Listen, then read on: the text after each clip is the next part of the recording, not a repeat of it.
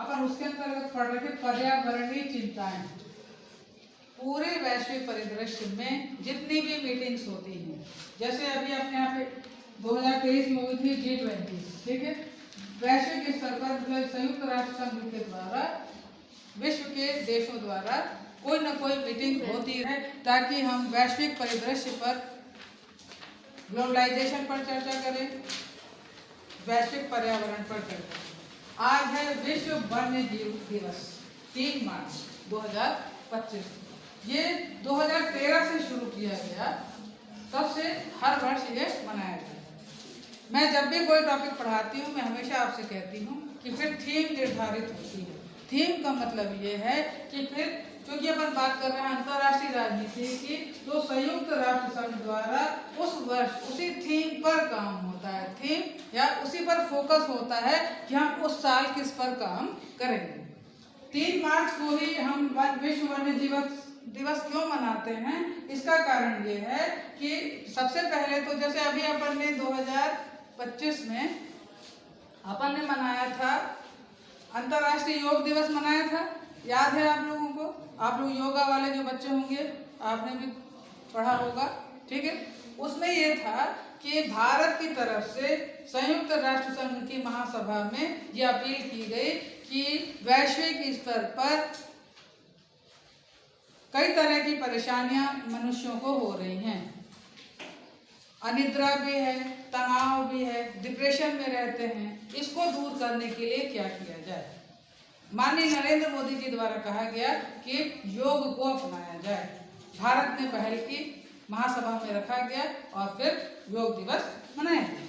उसी तरह 2013 में थाईलैंड ने कहा, पूरे विश्व का ध्यान आकर्षित किया कि हमें वैश्विक स्तर पर विश्व वन्य जीव लोगों के लिए काम करना चाहिए। तो 3 मार्च का दिन रखा गया और कि इस दिन हम मनाया करेंगे और महासभा में ये पास हुआ। पर यह प्रश्न उठता है कि 3 मार्च का ही दिन क्यों चुना गया? तो इसलिए चुना गया कि ये जो कन्वेंशन होती है, हर मैंने अभी बताया अंतर्राष्ट्रीय स्तर पर होती रहती हैं ये मीटिंग्स। तो 1973 में उस दिन 3 मार्च के दिन एक जो प्रस्ताव था उस पर साइन हुए थे कि हमको जैव विविधता को देखना है, उसको संतुलन बना के रखना है पर्यावरण का, और मनुष्य, वनस्पति, जीव, इन तीनों का बैलेंस बना रहे, उस पर जो साइन हुए थे। तो उस दिन को 3 मार्च को हुए थे, इसलिए 3 मार्च को ही मनाया जाता है विश्व वन्य जीव दिवस, ठीक है। अब ये देखना है कि इस साल वर्ष की थीम जो है दिवस, इसकी थीम क्या है। यदि अपन इसको देखें तो इसकी थीम है वन्य जीव संरक्षण वित्त। किस पर होगा? लोगों पर इन्वेस्ट करना है और ग्रह पर हमको निवेश करना है ताकि हम इसका संतुलन बना के चल सकें। जब G20 का सम्मेलन भारत में हुआ था, दिल्ली डिक्लेरेशन हुआ, उसमें सभी देशों ने जो इसमें शामिल हुए थे उन्होंने इस पर सहमति दी कि आने वाले समय, अभी फिलहाल बात हो रही है, फोकस हो रहा है 2050, तो 2050 तक वैश्विक परिदृश्य पर्यावरण का कैसा रहेगा, इसलिए भारत सहित सभी देशों को पर्यावरण की चिंता करनी चाहिए। जैसे अभी आप लोगों की उम्र उतनी ज़्यादा नहीं है, 18, 19, 20 साल के हैं आप लोग, पर आप लोगों ने बचपन से देखते हुए आज आप लोग देखते होंगे अपने गांव का परिवेश यदि देखें तो शायद आप लोगों के यहाँ कौवे कम हुए हैं कि नहीं हुए मुझे तो नहीं पता, परंतु मैंने जब जैसी नगर में देखा था कौवे बहुत थे। तो जब पितृपक्ष की ऐसी कुछ बात चली तो मैंने जब अपनी बहन को बताया कि मैं तो पितृपक्ष में जो भी भोजन पहले बनाती हूँ तो मैं वहाँ रख देती हूँ, तो कौवे अपने आप आ जाते हैं जब एक दिन देने लोगों तो मेरी बहन बोली कौवे तो मेरे यहाँ देखने को नहीं मिलते, मतलब छत्तीसगढ़ की बात हो रही है, ठीक है। तो मैं तो छत्तीसगढ़ और मध्य प्रदेश की तुलना कर रही हूँ, आप वहाँ से यहाँ की तुलना करिए कि क्या आपको ऐसा कुछ लगता है कि ऐसी चिड़िया कुछ कम हो गई, कुछ ऐसे कौवे कम हो गए? आप लोगों के देखते देखते प्रकृति में कहीं ना कहीं कुछ बदलाव तो आया ही होगा, बिल्कुल आया है। जब डायनासोर विलुप्त हुआ था पूरे प्रकृति से तो ये बहुत बड़ा एक वैश्विक असंतुलन माना जा रहा था, परंतु आज आपको क्या क्या देखने को है जो नहीं मिलते हैं? शहतूत, आप लोग तो कहेंगे शहतूत क्या होता है, मुझे पता ही नहीं जानते आप लोग। शहतूत का जो पेड़ है, आप जो है वो देखने को, मैं छोटी थी मुझे अपने जबलपुर का याद है कि इतने बड़े बड़े गुच्छे में रहता था, हमारे यहाँ लगा था जबलपुर में, और हम लोग उसको जब पकने का इंतजार करते थे तो हल्का जब पकने लगता था, तो जैसे इस समय आम के बौर लग रहे हैं तो हल्का हल्का उसमें लगता था तो बहुत खट्टा रहता था, पर जब ज्यादा पकता चला जाएगा तो अपने आप टूट जाता है। शहतूत हमारे यहाँ जयसिंह नगर में लगा है, क्योंकि जब हम लोग रहा करते थे वहाँ, तो वहाँ का प्यून जब लेकर आया तो मैंने उसको बताया था ये शहतूत, और ये हमारे यहाँ कैसे लगा था, बॉटनी के जो प्रोफेसर हैं वहाँ पर प्रकाश पटेल इस समय मऊगंज में हैं, और राजेंद्र सर, उनकी मदद से, हमारे प्राचार्य जी के मदद से इस तरह के औषधि पौधे आए थे जिनके माध्यम से हमारे यहाँ की बगिया वहाँ बहुत अच्छी है। तो मतलब आप जैसे बच्चों को वहाँ बताया जाता है कि ये शहतूत है। अभी आप लोग शहतूत से परिचित नहीं है ना? कितने लोग परिचित नहीं है? परिचित हो? वो कह रही है कि है ना?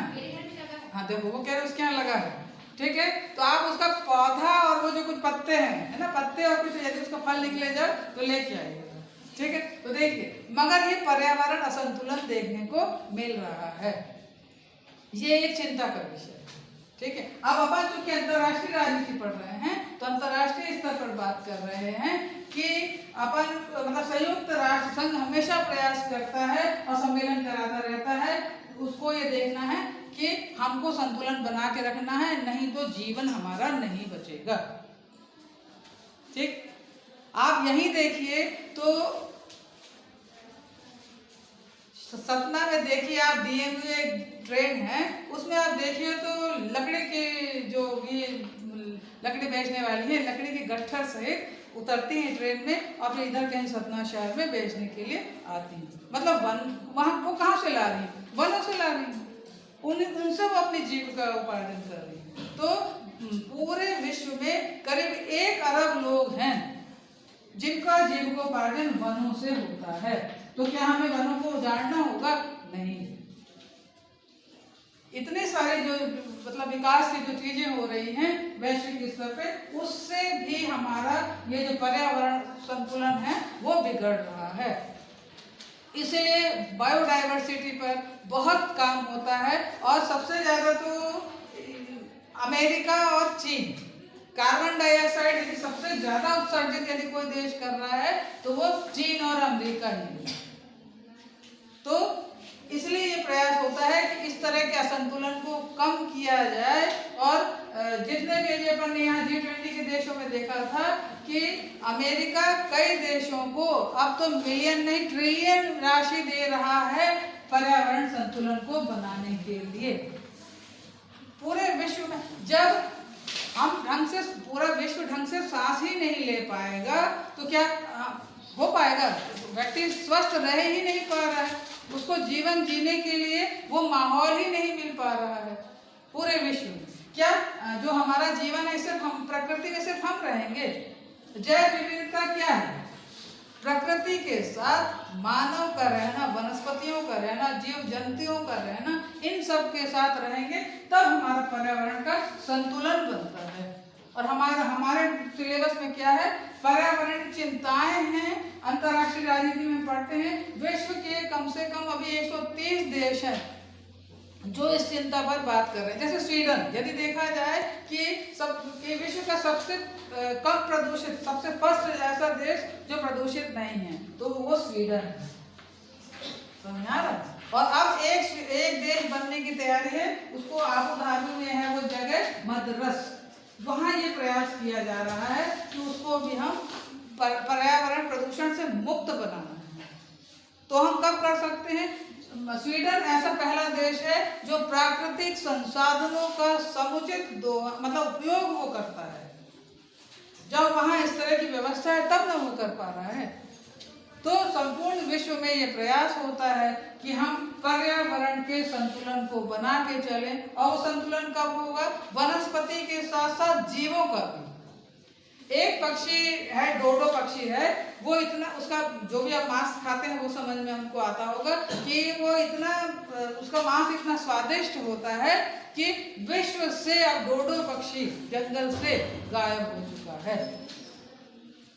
तो यदि व्यक्ति अपनी सुविधा, अपने स्वाद के लिए यदि ऐसा करता है तो फिर कब तक जीवन चलेगा? क्योंकि देखिए, जब ये अभी मैं कोई वीडियो देख रही थी, उसमें मैंने देखा चीन में गेहूं में लगने वाली जो इल्लियां रहती थी तो वो स्पैरो खाया करती थी। उनको लगा कि ये तो स्पैरो हमारे पूरे फसल को नष्ट कर देती है, तो वहां पर यह अभियान चला कि जो स्पैरो मार के ला के देगा उसको हम पैसे भी दिया करेंगे। ठीक है, पूरे अभियान के तहत जब स्पैरो को मार दिया गया तो वो जो चिड़िया थी, गौरैया, वो क्या करती है, आपकी फसल में लगे हुए कीड़े जो रहा करते थे, इल्ली जो रहा करती थी, वो उसको खाती थी, तो आपकी फसल बची रह जाती थी।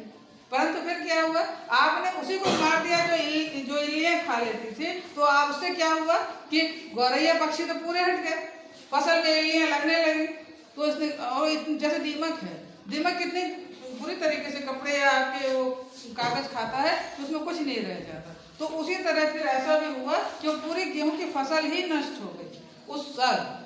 चीन को अन्य देशों से मदद लेकर के गेहूं की भरपाई करनी पड़ी। तो ये एक उदाहरण है कि आपको तीनों का संतुलन रखना है। प्रकृति के साथ, प्रकृति में आपको मानव भी चाहिए, आपको पौधे भी चाहिए, जीव जंतु भी चाहिए, वर्ल्ड लाइफ आपको चाहिए, तब आप काम कर पाएंगे। इसीलिए आज 3 मार्च को ये थीम रखी गई है कि आपको वन्य जीव का वित्त किस पे लगाना है, आपको इन्वेस्ट किस पे करना है, लोगों पर करना है, और जो प्लेनेट पे लोग जो रह रहे हैं उन पे आप निवेश करेंगे, तब आप अपना पर्यावरण का संतुलन बना के रख पाएंगे। ठीक है, वन्य जीवों के संरक्षण के लिए संयुक्त राष्ट्र संघ की मदद से एक कोष बना है, इसको कहते हैं विश्व वन्य जीव कोष।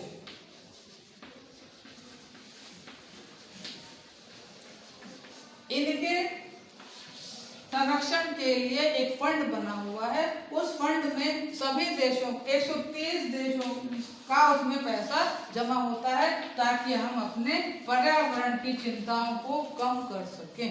वैश्विक स्तर पर विश्व का जो वन्य जीव संरक्षण है वो हो सके। इसलिए हम सभी लोगों को, पूरे विश्व के लोगों को जैव विविधता पर ध्यान देना चाहिए। ठीक, कल मैं आप लोगों से जब क्लास में अपन पढ़ेंगे तो हमको आप बताइएगा जैव विविधता किसे कहते हैं, और इसका ये जो है आज जो भी विश्व पे चर्चा हुई होगी, कल आप हमको बताएंगे कि संयुक्त राष्ट्र संघ द्वारा कौन कौन सी कार्यवाही आज दिनांक को की गई है। कल ये आपका असाइनमेंट है क्लास में आने के लिए। ठीक है, बहुत बहुत धन्यवाद।